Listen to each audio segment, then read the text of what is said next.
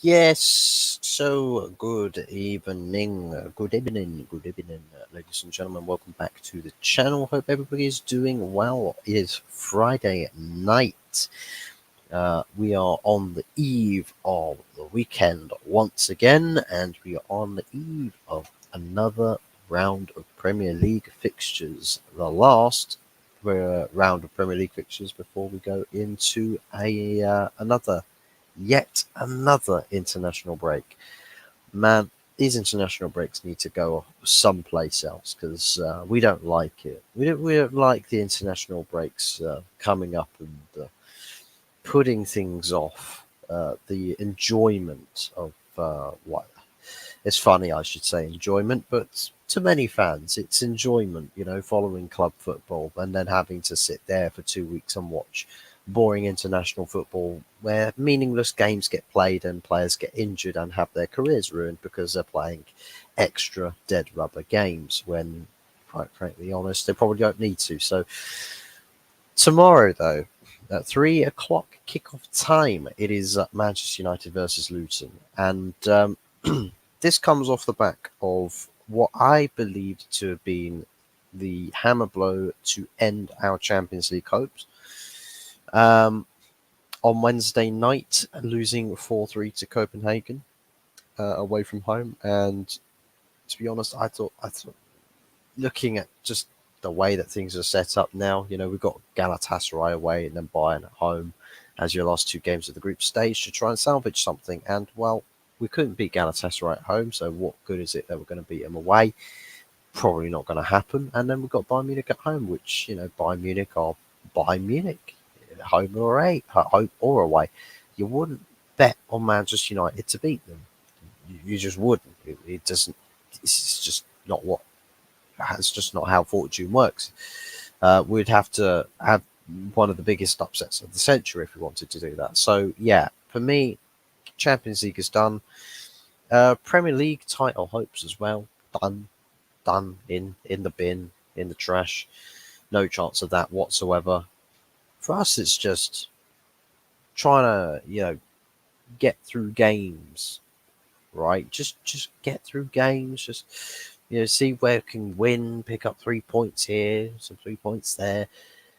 But more importantly, how how much do the players of Manchester United want to win? Because it's easy for us to look at Luton Town at Old Trafford and think 3 pointer. We'll take 3 points. Thank you very much. That's the conversations we should be having.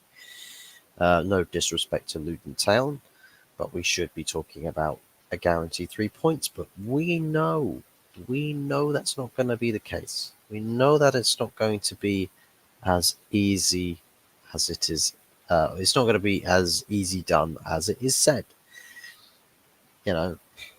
Easier said than done, as the saying goes. And we've got all sorts of problems. Masses and masses and masses of problems at the club.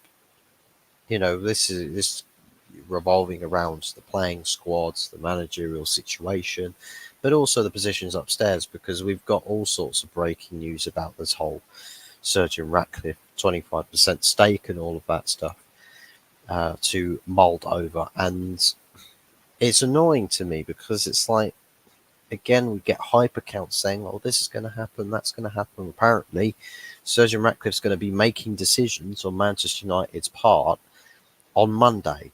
Yeah, the Monday that starts next week. So apparently for a process, and, stated by somebody else before me, for a process that's gone on for about a year now, 11 to 12 months. And apparently something is going to go from no confirmed deal, right? No confirmed deal done to literally 3 days, 2, 3 days. It's all of a sudden Sergeant Ratcliffe gets in, gets his power, gets his position, gets his seat at the table, and is starting to rip up roots, right? It's pulling up tree roots. And I think we all know. It's going to be one of those frustratingly long processes that's just going to drag out. And of course, because it drags out and takes up a lot of time, means that it's going to hamper the near future for Manchester United. It means another January transfer window is probably going to pass us by, and we're going to do absolutely jack with it. Um, Probably not sign anybody either. So yeah, we've got massive, massive concerns for Manchester United. And listen, whether you like Sergeant Ratcliffe or not, for me, I preferred massively full sale over partial stakes and or minority investments or anything like that. Full sale was where it had to go. This is where the takeover had to go, and it hasn't done that. It hasn't done that. I mean, Qatar had a lot of promise to give, um, but sadly, there's nothing unfortunately going to be going our way in those hopes or those kind of conversations. But for us tomorrow, after witnessing what we witnessed in midweek, I'm not, I'm not, um, I'm not feeling positive about it. I suppose it's just another like a cycle, if we can call it that, just another cycle of just constantly going around, in circles, just thinking, oh, we'll win this game. We do. It was a struggle. Going to the game after that, like, oh well, we can go win again. We could do that again. Sometimes it will go, yes, we win again, or sometimes it will go, no, you're going to lose and fall flat on your face. And it eventually gets to the loss, and then we're sort of feeling like we have to hit the big reset button again. And I suppose the way this game is being pinned up, and it's so typical that some people bring up stats that are just like, oh, United have never lost to Luton Town in 11 appearances at Old Trafford or anything like that at all. Like these crazy long stats that delve right into the deep into the annals of history, just for us to go and make history in the modern era. So we go and create history for all the wrong reasons. We'll somewhat get beaten by Luton Town by a goal to nil or some absolute, as the phrase is coined, shithousery.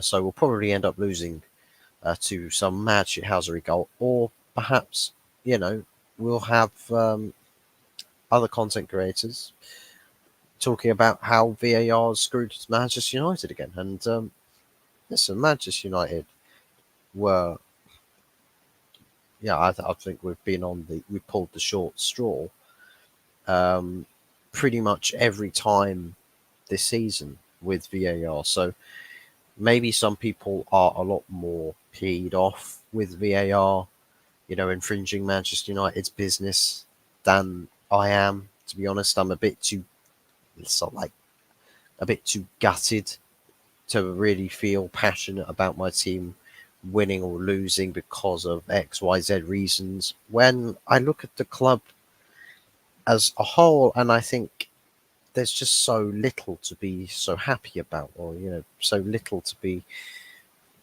rooting for. Let's root for this team. There's just looking at the wider landscape of things. It doesn't paint this pretty picture, and maybe I'm trying to clutch onto hope here with this, with the potential to see Sergeant Ratcliffe come in and turn our fates, our fortunes around, and give us a bit of hope. Um, but it doesn't look like United fans or anybody associated to this club gets their happy ending. I don't see that. Good to see you, Jaminio. Hope you're doing well, mate. Thank you for tuning in. Um, but yeah, I'm not feeling like there's anything really to sing about with Manchester United. There's the situation from ownership to the people running the decisions on day-to-day operations, from the manager knowing what he needs to do on match days with his starting 11s, but his tactical approaches, his lineup selections, all of that. And then there's no backing of the players because the players just they can't seem to string games together where they're putting, you know, they're fighting for results. They're fighting, giving memorable performances that people commend from far and wide. The performances where the haters come out in full force and say, "Oh, it's you paper it over cracks" and all of that stuff. I'd love to see that, but we're not there. We're not that. We're not at that level. We're not that club anymore. I watched the last few minutes of that Copenhagen game, and you lot was shambolic. Heads dropped, mate. Heads completely dropped. Heads were gone. Diogo Dalot was woeful. From what I heard, he was awful. Third goal was on him as well. Don't rate Malacia, but he's a better option than Dalot. Well, um, Dalot's a right back. Funnily enough, he usually plays at right back. He came in from, I believe it was Porto, or Porto Benfica, somewhere like that. One of those two clubs he came in from. I think it was Porto, and he came in as a right back, and because he can sometimes play on the left side, it doesn't necessarily mean that he should be reliably used as a left back. Not when we got Sergio Reggie on the bench, who was much more of a left back than Diogo Dalot is. Are you predicting a win tomorrow? Hmm. That's the pause. That's the part where I pause. Do I predict a win tomorrow? Because you know these sorts of games. Now people will say, "Look, United haven't lost to Luton at Old Trafford in like 11, like in like the last 11 meetings between the two sides, right?" Um, they'll also say, or back up this thing of Eric Ten Hag has played newly promoted teams 8 times and has won all 8 games against newly promoted teams. All of that's like great, fantastic. We say that, brilliant. Here's the thing: it doesn't write off the possibilities that Luton Town will come up to Old Trafford and they see off yet again a mediocre, lackluster Manchester United performance. I mean, it's possible that it happens, and all it really requires. And I'll tell you what. I mean, Varane was so out of it midweek.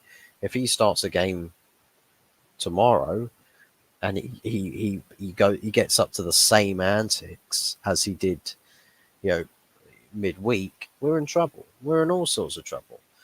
For me, as far as the prediction goes, I'll still give the benefit of the doubt and say that perhaps we have too much quality for Luton to deal with. So I'll go with a 1-0.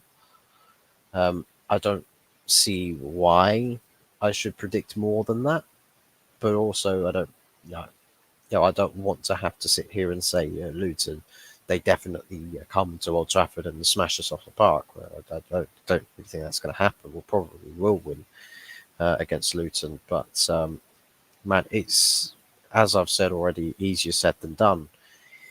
It's just which way is it that Manchester United go and make this game a lot harder than it needs to be? Heads need to roll at Manchester United ASAP, 100%. Too many unqualified individuals in high importance positions and a lack of responsibility and a taking accountability.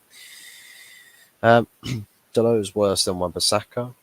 To be honest, I don't disagree. I think Wan-Bissaka is a better fullback than Dalot. Dalot came from Porto and spent a year on loan at AC Milan. Yes, that was under Ole Gunnar Solskjaer, wasn't it? Sergio Reguilon is 10 times better than Malacia and 100 times better than Dalot. Well, I mean, you have to tell that to Eric Ten Hag. I mean, Ten Hag is adamant, like some of his team selections has been quite baffling. It's like the original point of dropping Raphael Varane in favour of Johnny Evans.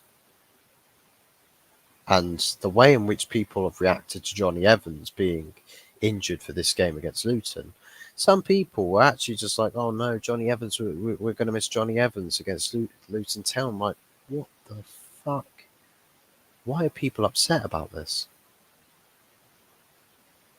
Why are people legitimately upset about Johnny Evans, like us missing Johnny Evans?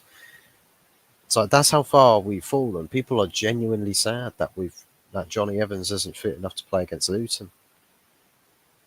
That's just like there aren't really. Usually, there's a lot of words to describe many a situations from Manchester United standpoint, but this one's one of the few that you don't really have the words to describe that sort of thinking, that sort of mindset. Um, my friend is going to it, so part of me wants to see Luton win, but another part of me would actually feel bad.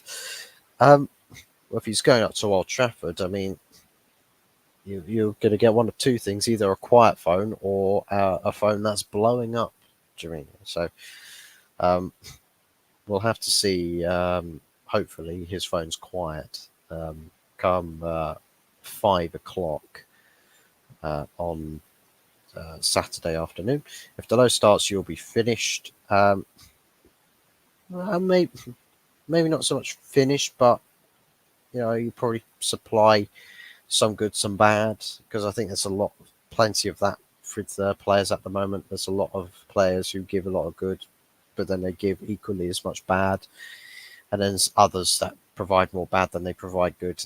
There's like no one's, maybe barring Rasmus Højlund, no one's really showing any sign of potentially giving United an escape here. Chidozie Ogbene will cause some serious problems tomorrow. He's an Irish player. I actually rate up us. That's when you know he's good. Fair plays. 10 August Clues, mate. Sorry to admit.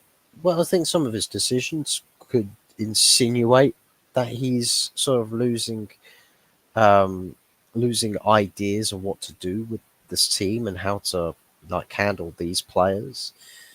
To be honest, I mean, Rafael Varane, being benched for Johnny Evans is baffling enough. Diogo Dalot, covering over at left back when you've got Serge Reguilon, that's literally on the bench, is a bit baffling to me as well. I think sometimes with the persistency of playing Bruno on the right wing doesn't make any sense to me. So, yeah, the fact your most common centre-back partnership this season was in 9th place, Leicester City's partnership was more than half a decade ago. Yeah, yeah, that's the reality of Manchester United. And the thing is a part of the question really is about, a lot of people are concerned, how do United get back into title challenging form? How do they do this? How do they do that?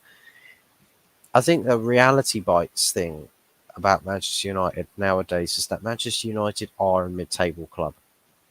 The team is mid-table, but everything about this team is overrated.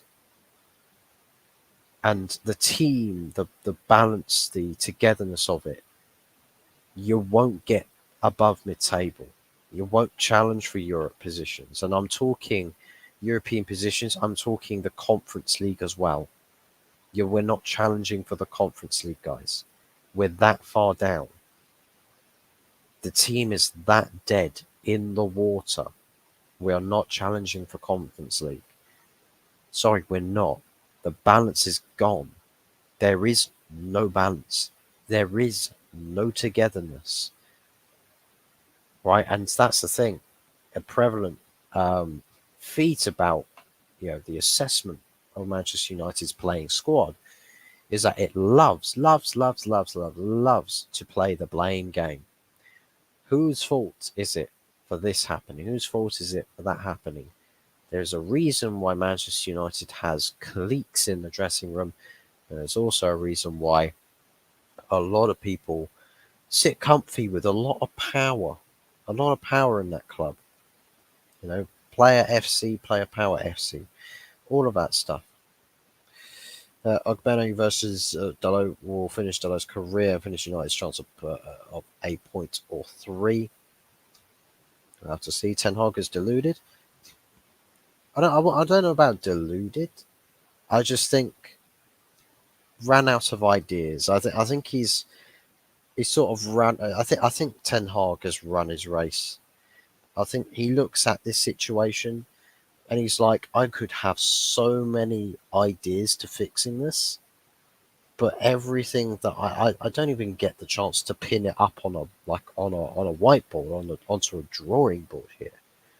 Like these players have ripped the drawing board off the wall and have set it on fire. They've also taken all the fire extinguishers and ran away with them. That's kind of a landscape that Ten Hag sat in right now. So Ten Hag can make one mistake, right? And everyone will be on his case.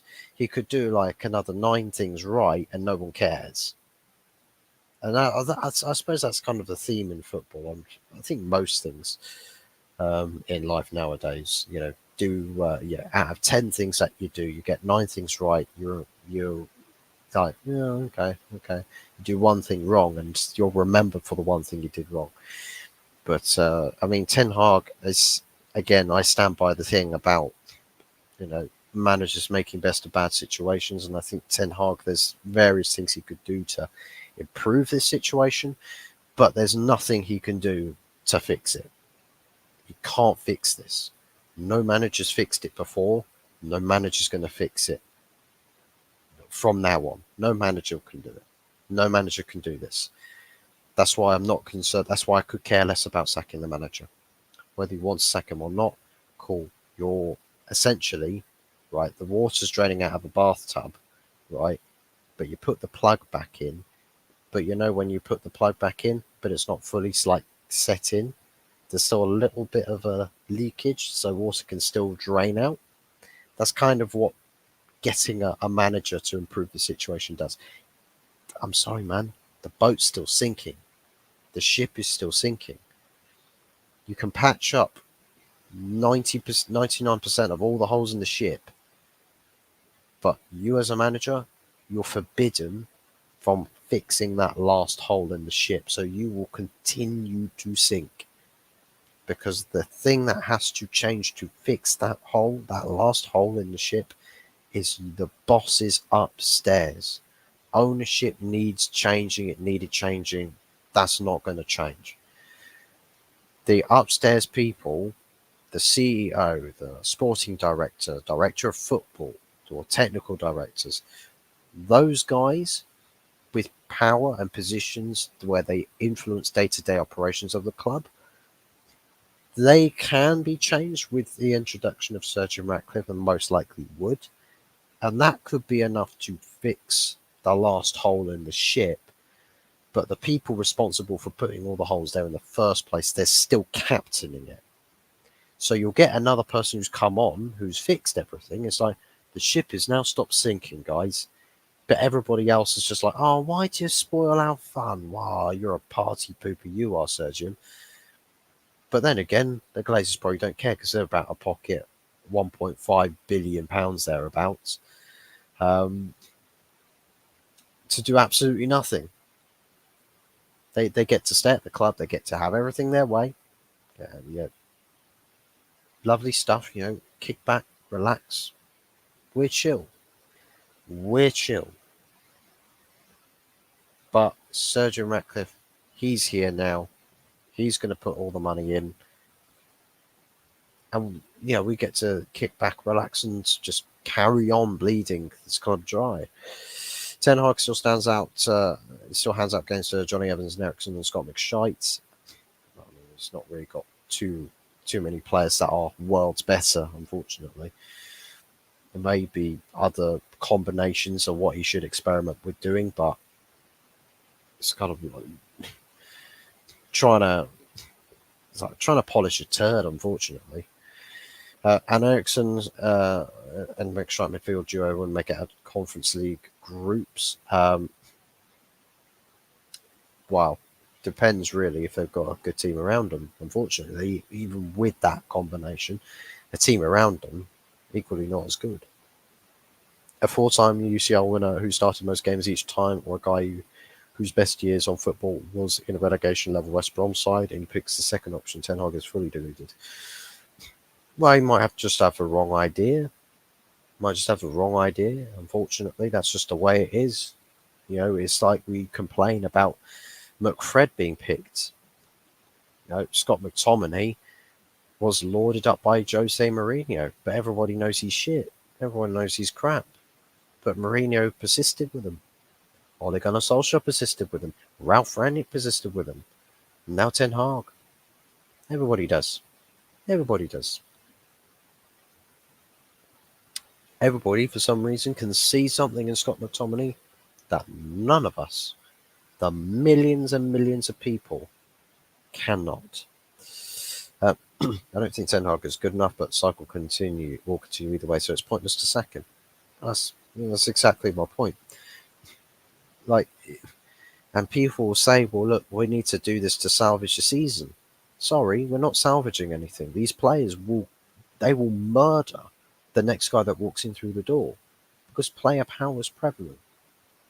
And the problem is that if you want to sack this manager, you bloody goddamn fucking well make sure that the people who hire the next manager is not Richard Arnold, is not John Murtaugh, is not Darren Fletcher.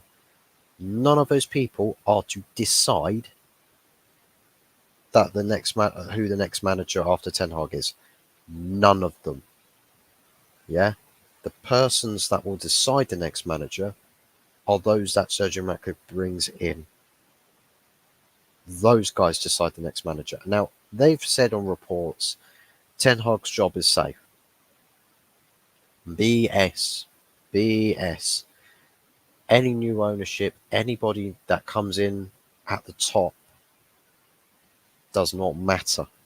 Does not matter. That manager could be a fantastic manager. If it's not Pep Guardiola, then I'm afraid any manager's probably, their head's probably on the chopping block. So Scott McTominay is awful. I will stick by my thoughts saying that he's the worst midfielder in the league. There's probably other midfielders that are somehow worse than Scott McTominay, but maybe Jeff Hendrick. Maybe he's worse. Eriksen is almost just as bad as Scott McTominay. You could argue that Eriksen is actually worse because at least McShite can pop up with an odd goal here and there. Eriksen doesn't even paper over the cracks. The cracks are his presence in midfield. He just doesn't have legs. You can't run for 45 minutes consistently before he's gassed out. So we need energy. One player who had the energy that could have provided what we needed in midfield was Fred, but we got rid of him. And I said, look, Scott McTominay is probably the first out of a midfield trio between him, Fred, and Donny van der Beek that needed to be sold first. But according to the club, Scott McTominay's the one you keep. And I don't understand it. I don't get it. Goals here, goals there. Cool. What you doing for the other 89, 88 minutes of a game? How are you influencing the game? How are you controlling the game? How are you dictating the game offensively, defensively? What's your influence on players in the dressing room? How are you helping the team on the training ground? Nobody really knows. McTominay is Scottish, so maybe he should move to Rangers and find his level. He probably would make a move like that at some point in his career, and he might look like he fits right in. My big deal with Scott McTominay is that no one really knows what his specialty is because we've tried him at centre back, didn't work. Tried him at the CDM, didn't work. Tried him at number 10, didn't work. Tried him, as a false 9, didn't work.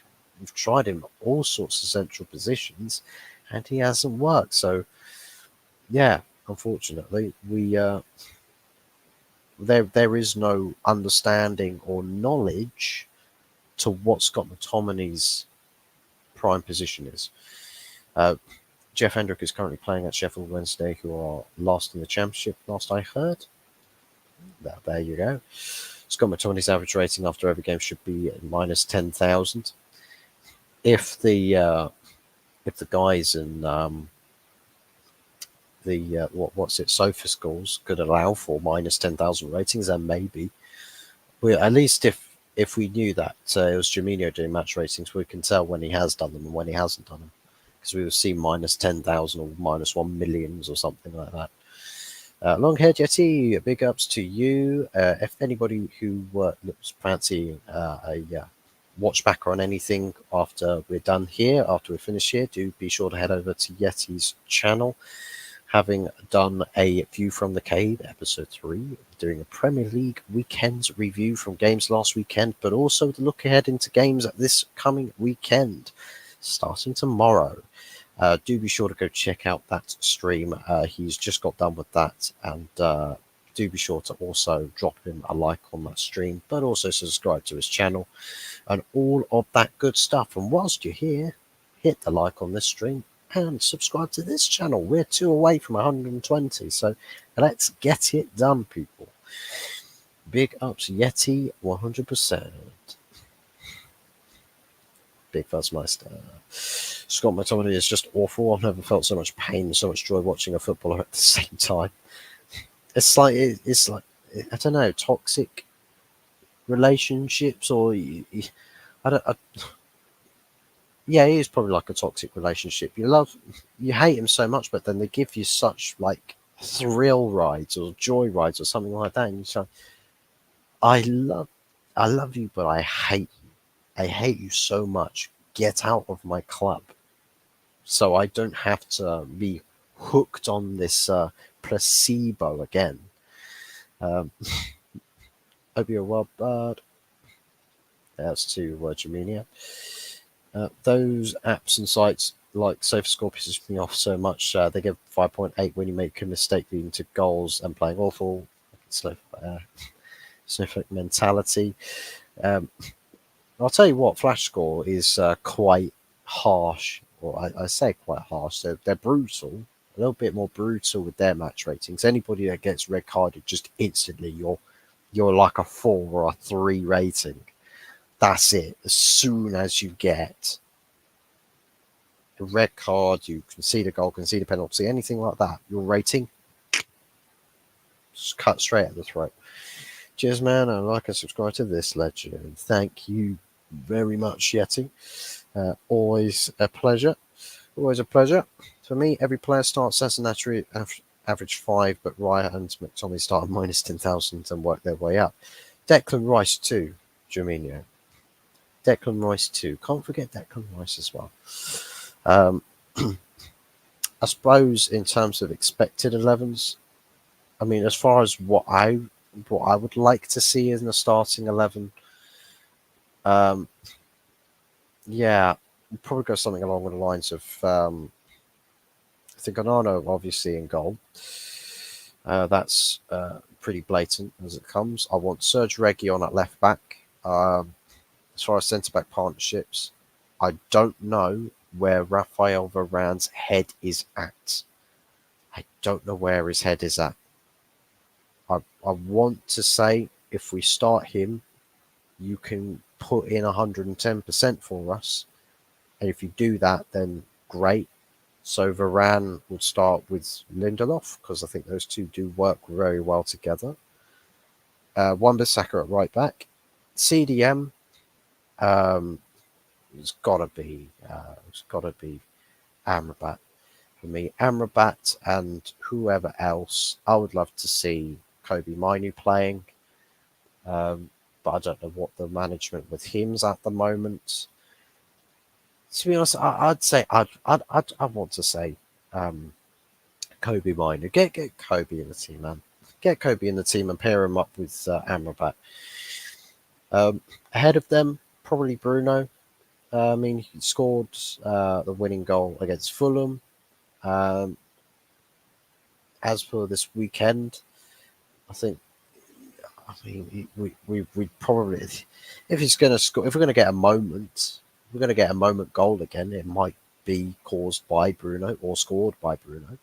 So that's probably um, where that selection thought process would come from. For on the left, I would go with Garnacho. I still cannot be asked with Rashford. On the right hand side, I would want Pelestri. I do want to see him get a run of games.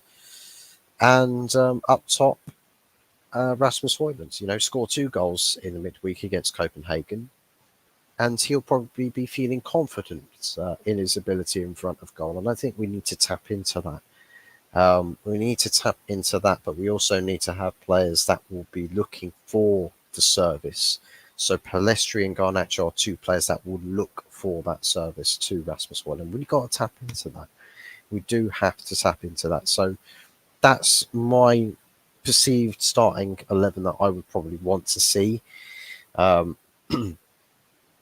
We'll go winner versus West Ham. Yep, another big game for Nottingham Forest. I believe that's away from home as well. I won't give Rice the luxury of starting at minus 10,000. He starts at minus 500 million. There we go. I figured he wasn't included in that conversation for a reason. So Firmino's lineup looking something like Onana, Wan-Bissaka, Maguire, Varane, Reguilon, any midfielder that doesn't include McShark, Ericsson, Garnacho, Højlund, and anyone except Anthony. Fair enough.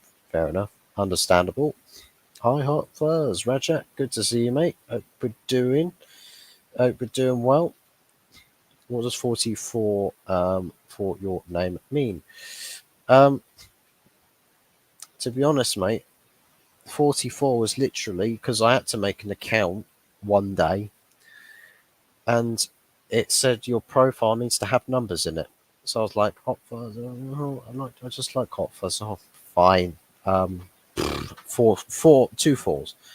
I was like 4 and then pressed enter. And that's literally, I made an account called Hot Fuzz 44. And that's kind of where it just went on with that. It carried on as Hot Fuzz 44. So literally 44 doesn't have symbolic nature, but Hot Fuzz itself is, because one of my favorite moves of all time is the Hot Fuzz Simon Pegg Nick Frost classic in the Trio Cornetto franchise, the trilogy.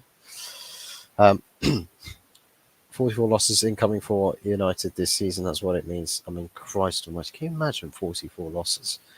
44 losses. I don't know if we play enough games between now and the end of the season to actually accumulate a total of 44 losses. But you never know. It's how many chocolate milkshakes he drinks after United games. It's how many chocolate milkshake or chocolate milk drinks that I spike with strong, influential stuff that makes me forget these games quicker. Something along those lines, to be quite frankly honest. Kudos, good to see you, buddy. Hope you're doing well in the land down under. Havertz has a win for this weekend.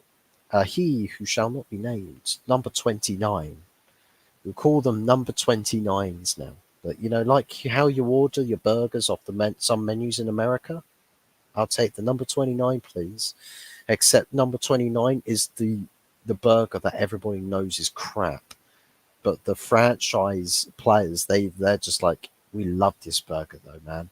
This burger rocks, but everybody hates it.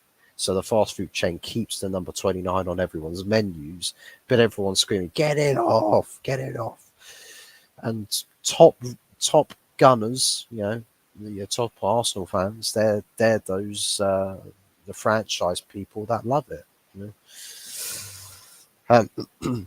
How much chocolate milks he drinks every week?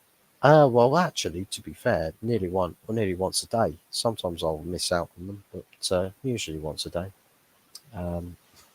It is probably, to be fair, it is probably like way too much consumption. But hey, it's like if people like beer, they'll drink beer and they'll have it daily. Sometimes I'll have multiple beers. It's my leisure drink.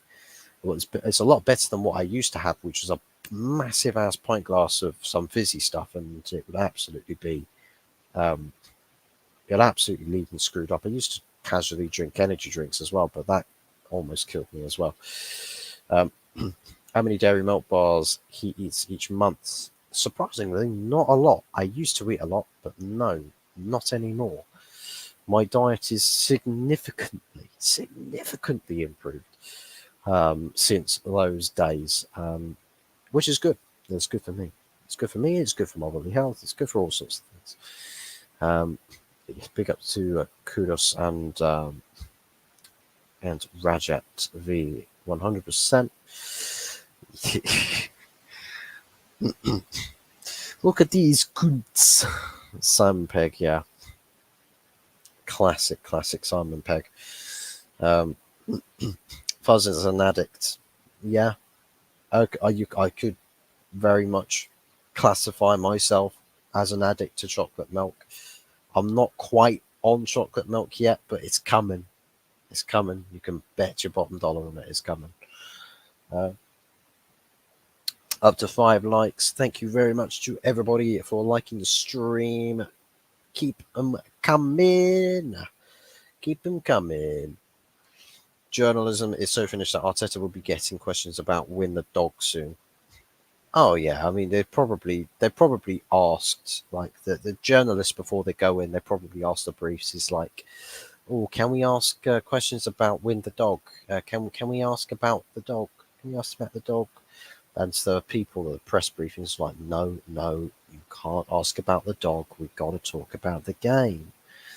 Things like that. Stephanie Griffith, great to see you. Hope you're doing well. Going to play FIFA. To be honest, I wanted to play FIFA earlier today, but then I realised because I cancelled an EA Pro or Play Pro membership that I had two of the most recent FIFAs, barring EFC 24, because I've not bought that game yet, because that's clapped as all hell. That my membership on Play Pro, I had FIFA 22 and 23 both on EA Play Pro. So because I got rid of the membership, means that both my access to those games has also disappeared. So I don't have access to a FIFA anymore.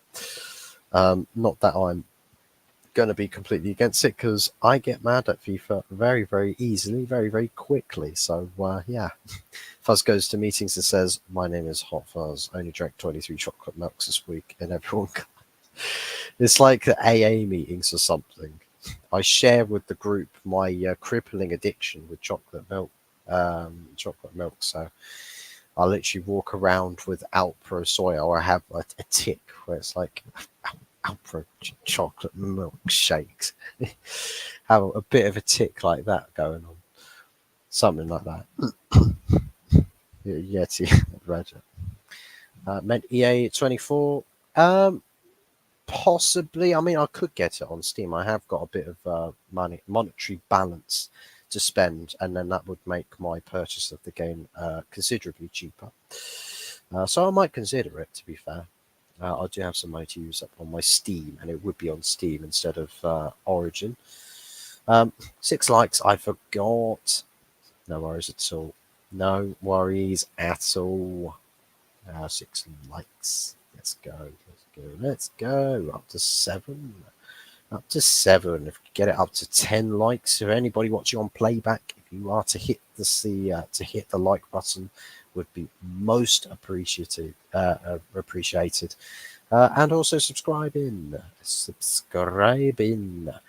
2 away from 120 subs. So if we can get that milestone, that would be massive. That would be fantastic. I want chocolate milk now, although chocolate almond milk is more sustainable for my daily use. Chocolate almond milk. Interesting. Outpro I don't think Outpro does chocolate almond. They do almond milks, but not chocolate almonds. So EA 24 is shamelessly the same as 2019 version I have. EA 24 is just a broken mess. It's just a game built on broken promises, because they'll do it up. They'll start it up for the big reveals around sort of July or August time. So everyone's like, "Oh my god, look at these new game modes." They'll release it. Game modes are pretty much just the smallest thing, right? Or career mode features. The smallest change about a career mode, but everything else is kept the same, or the features they introduced don't actually work the way that they sounded on their reveals. So yeah, for me, just one big game of broken promises, and I'm not thrilled to willingly buy into it anymore. So, do we start Deloitte right back offers? No, I believe we start Wan-Bissaka. I believe Wan-Bissaka needs to start ahead of Delo. I feel like Delo is, if at no, most cases, well, most likely case scenarios, he starts at left back for us. But I want to see Serge Reguilon start there. I think he could do a better left back job than Delo would, and Wan-Bissaka is better than Delo as well for me. So Wan-Bissaka starts ahead of Delo, so Delo has to go to the bench. In fact, the menu in 2019 is better. I preferred Yeti the days of like 2000, like FIFA 13, FIFA 14, FIFA 15. I preferred those days when everything was way simpler, right? It just it the game did what it needed to do. It functioned the way that it needed to do, and people just complained about um, certain or just one or two things or features in the game, like overpowered features. That's what complaints about EA were back in the day. About FIFA at least. Those were the complaints back in the day. Now it's literal complaints about the game doesn't work. I can't boot my game up. I can't do this. I can't do that. It's like Modern Warfare 3. That game is probably the worst Call of Duty game to have ever been released. Ever. And I hated Infinite Warfare. I hated Infinite Warfare. That was the worst game I've ever played. But Modern Warfare 3, I don't need to have played that game to know that that is the worst game ever released in the Call of Duty franchise. And it's not close. People complain about EA, know they're getting served crap, yet still buy it. Yeah. Uh, Also, another thing as well is the content creators that peddle it. Content creators, man, they're just like, this game is so shit. Oh, I hate this game. Why do EA not listen to us? But you can find me playing early access. Don't make any sense to me. Chocolate milk or chocolate milk shaken, not stirred, Mr. Bond. I've not tried a shaken, not stirred milkshake. It would be. Maybe I'd do chocolate milk on the rocks. I have to see. It'll give me some ideas here, Stephanie. EA are EA are shameless and shambles. They never used to be. There used to be their kid until the money started rolling in, and they had sell-out YouTubers and Twitch streamers. I'll tell you, Yeti, when it really hit the fan, shit massively hit the fan, was when they bought out packs. Ultimate Team, their gambling nature. If I pay another £10, I could roll a couple of packs and get my favourite player. I could get the best player in the game. Did I get it in this £10 worth of packs? No. Let me put another £10 in to try and get the best players. And it, like, one thing went to another, player base increased, expanded, but the incomings for money, it was all about, as long as those packs open up on EAFC 24, they don't care if career mode works. They don't care if pro clubs work. They don't care about any of that. As long as you can open a pack and spend money on this game, that's all they care about. That's mission successful for them. AWB is our best defender. One-on-one they are. One-on-one he is. Chocolate milk with some whipped cream. I'll tell you what, I do have chocolate milkshakes from Coffee Culture. I don't know anybody else that lives in this country has been to a Coffee Culture, but for me, Coffee Culture, chocolate milkshake with the cream on top, my God, it is the best iced chocolate milkshake I've ever had. Reminds me of certain clubs fans at the moment. Yeah, I can imagine. AWB Luton level. Ooh, ooh. Won't go that far, Raja. He's definitely not title league title winning or Champions, probably about Champions League level. He's probably just lacking below that, but yeah, to be honest, he's not great, not a great player, but he's all right. He's all right, and I think it's just when I mean, when he first came in, he looked like he was going to be something special. Unfortunately, lost his edge under Ollie, then rediscovered it a little bit with Ten Hag.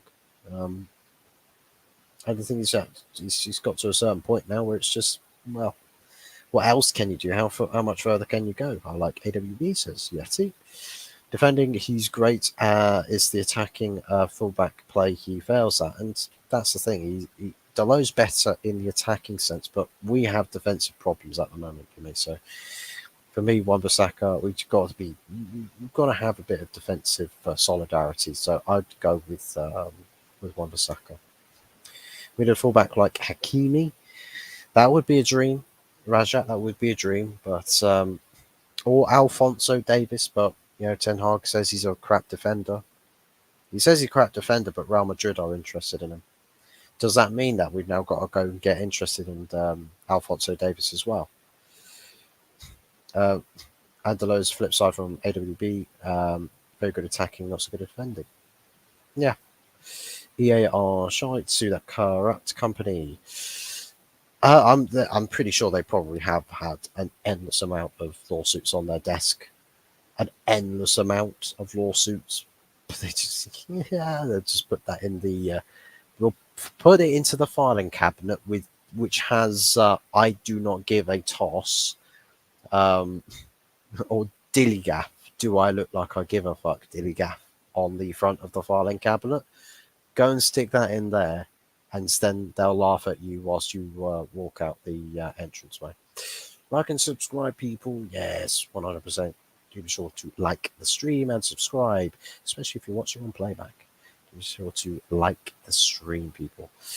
I like Dello as well. He seems to care. He's got a bit of passion. He has got a bit of passion. He's quite an emotional guy. He wears the heart on his sleeve. But I mean, you can say the same thing about Scott McTominay. He likes to wear his heart on his sleeve, but that will only take him so far before we see that that he takes more away from this team than he actually gives. FIFA coin sites as well. Yeah, wow.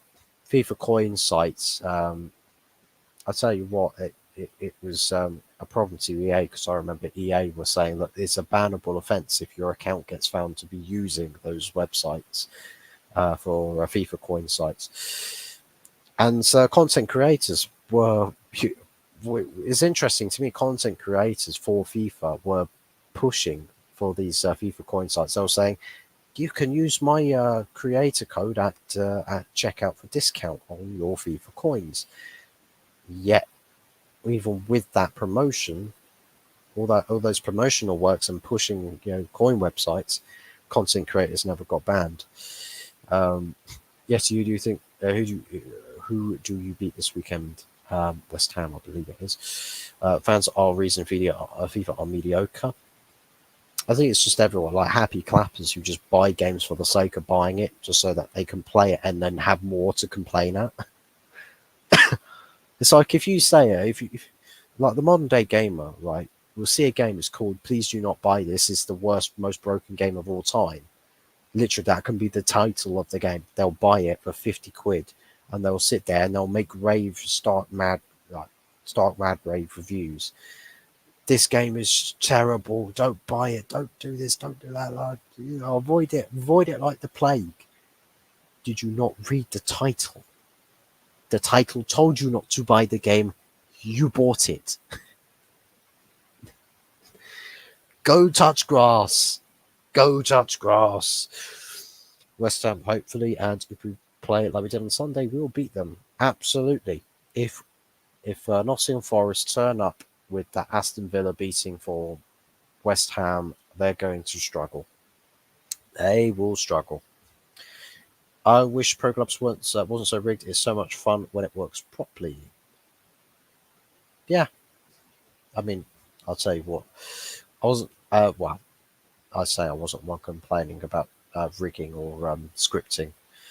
To be quite frankly honest, scripting and all of that stuff, I complain about it a lot whenever I play FIFA, but my word, I played with my brother and a couple of his mates in his pro clubs. That guy was ready to just quit as soon as he conceded one goal in the first game. It's like, yes, guys, let's go get promotion to Division 2, Division 1 or something. Literally, first goal goes in the first game. Guy's just like, nah, I'm done. I'm done. He goes and quits.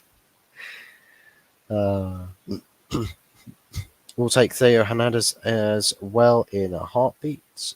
Yeah, I would as well. I think, and I hope we have turned a corner now. I'm sure you have, or found a new dimension to the team, and now it's about converting those the good work and the good progression into results. Man United try to actually scout players, challenge impossible. To be honest, Kudos, I don't think scouting players or identifying good talent is considered a problem, but it's the deciding to actually either go after those talents or someone else. That's the problem, because we can have 500 fantastic world class players, or top level potential, right? Talents, untapped talents that you could get, and you can mold them into some proper world beating superstars. So you can get a report of 500 out of 550. Manchester United will go after the 50 players that don't have it. They will scout and say, look at the 500 great players that we got over here. The 50 over there, guys, right, they're not so good. They're not showing us anything. The club will go, oh, we could get some cheap deals in that smaller pool over there. Go look in the 50 players. You could find a gem in that.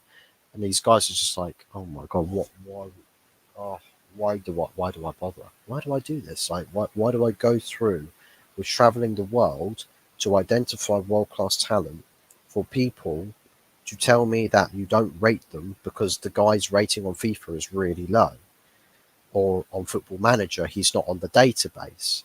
So does that mean that we don't sign him because of that, or is it because you just think why you play Connect 4 or noughts and crosses on the back of my scout sheet, right, with all of my data on it? You take it and you take a pen, a ballpoint, you draw some noughts and crosses, and you start playing best of 5 on it. Did CR7 talk about to watch out for Delo? He's got good mentality. I think he might have done. I mean, he's Christian. I think there's quite a few people that have said good things about Delo. So probably we need to scout from outside of Ajax in England.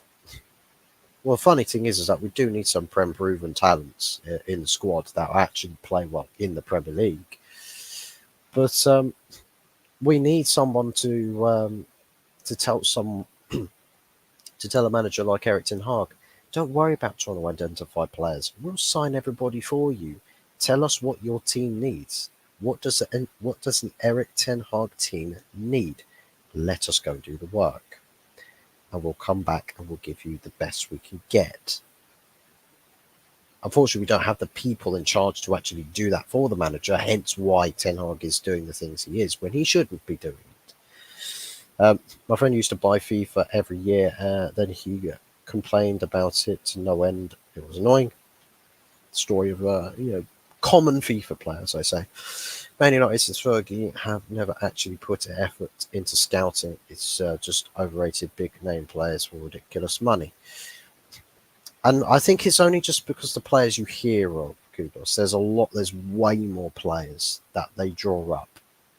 Way more players that never make it to the media's mouth. And we're talking hundreds of players that don't make it to the media because the interest was never anywhere near enough whatsoever for the media to say, oh, we can write a story about this player. Plus, it's because there's so many of them. Others, what's your prediction well, predicted United midfield for tomorrow versus Luton. Oh, so I can probably see it being the same midfield as Copenhagen. Ericsson, McTominay, and Bruno to start, probably. That's probably predicted what's going to happen. The midfield I want to see is Amrabat, Mainu, and then Bruno in front of them.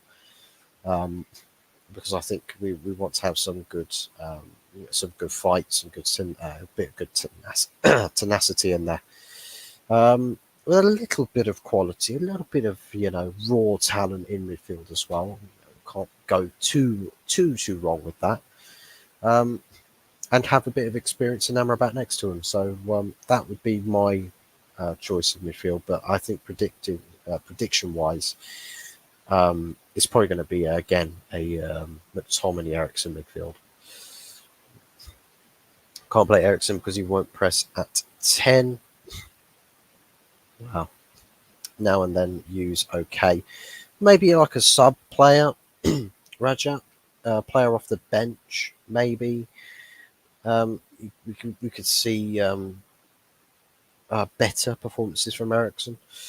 United signed Ahmed Palestri when they missed out on Sancho in that window. And guess who is? It's funny how it works, isn't it, Stephanie?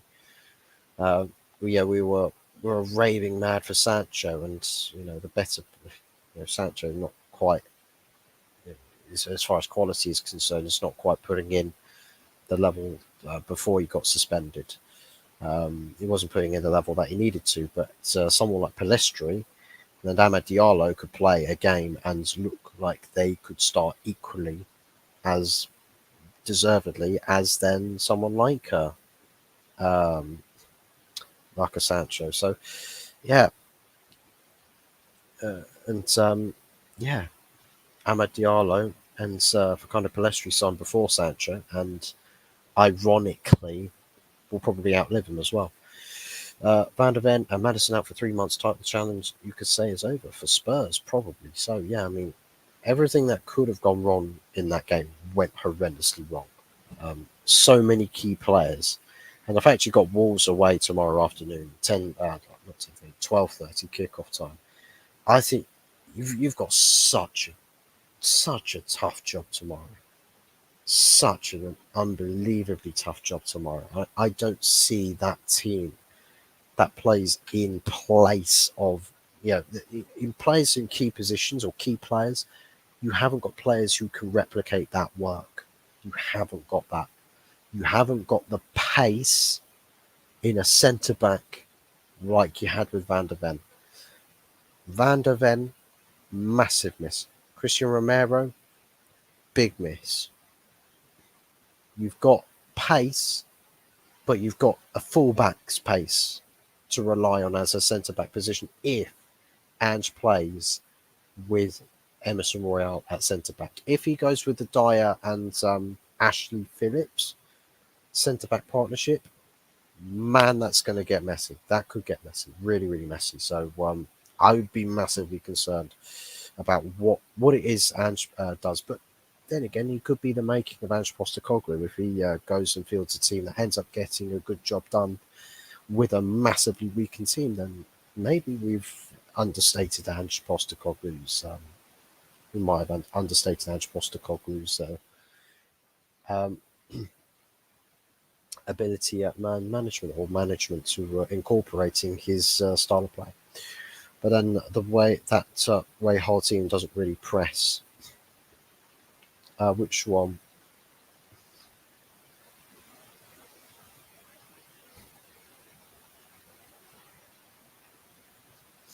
Well, I mean the team itself generically anyway. The first team doesn't press as a team. It doesn't do team press. It does individual press. And if you get players that are relentless, like Hannibal Mabry usually is, you can win the ball high up the pitch. The problem is that when you look at other teams press, like a Liverpool, when Klopp's Liverpool team were firing on all cylinders, you saw a very scary press. Like there was never really a player in possession that did not have three players on them instantly. We don't do that. We don't do that. We press to a man. So you can imagine if it's not a team press, you're looking at the amount of times that Manchester United can be played through quite easily. Is Varane throwing his toys at the pram now? I heard something about that. There's got to be some falling out, Kudos, between Ten Hag and Varane. There's got to be some falling out because it doesn't make sense that a guy that is fit, he is fit, but he's not playing. He's not being selected. Johnny Evans, right, a guy that was literally training with us in the summer to be given a 1-year contract, is starting ahead of Rafael Varane. Evans is 35. Varane is 30, about 30-ish. Evans is way older and is nowhere near as good as Varane. Nowhere near as good. But Ten Hag is picking Evans over him. So, yeah, probably. We have Ashley Phillips, who's good talent, but he can't play next to Dyer. It will ruin him. Well, that's the problem, is Eric Dyer's not pacey. He's not a pacey centre-back. And if Postecoglou plays a high line, anybody with pace, anybody is going to give you a long day. Because the amount of runs, like, I mean, even if Cunha, I mean, the guy can't hit. Like he could be stuck on a raft. He'd try and kick a ball into the ocean on this wooden raft. He'd still miss. That's how unclinical Cunha is. But even him with pace, the amount of chances he could end up getting is mental, absolutely mental. So yeah, Spurs is going to find it really, really difficult. Plus a few other games that have got coming up that could prove to be a very difficult challenge. But anyways, that I think concludes the show. So just a quick recap on things. I've given my team where I've gone with Onana in goal, Reggie on left back, Varane, Lindelof centre backs, Wan-Bissaka at right back. Mainu and Amrabat in midfield with then Bruno at number 10, with Palestri on the right, Garnacho on the left, and Rasmus Hoyland on top. And for me, I went with a 1-0 win to Manchester United. So we'll have to see how things go. For anybody watching on playback, do be sure to drop your thoughts about the game tomorrow, as well as your match predictions, scoreline predictions, starting 11s, or your predicted match, man of the match. Chong and Mengi facing us tomorrow. Yep. It's going to be problems. Should have kept Reggie on. Well, there you go. I mean, I know some Spurs fans don't really rate Reguilon, but with your defensive troubles now, it's not looking too good. Not looking too good. I mean, Ben Davies could potentially come back. I don't know if he is guaranteed or he's confirmed to be ruled out of tomorrow's game. But I know Ben Davies is on the way back. But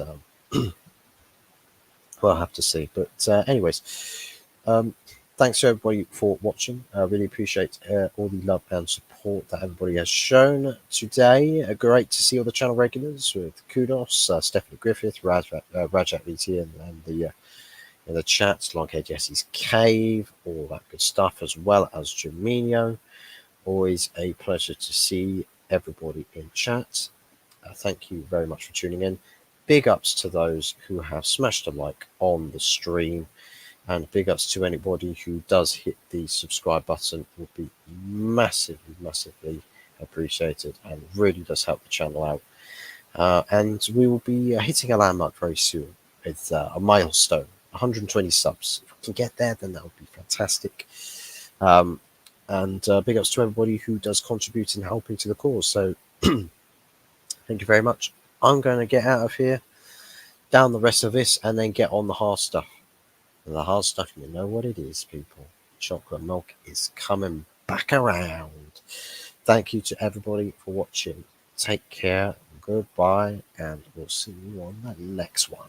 Ciao for now.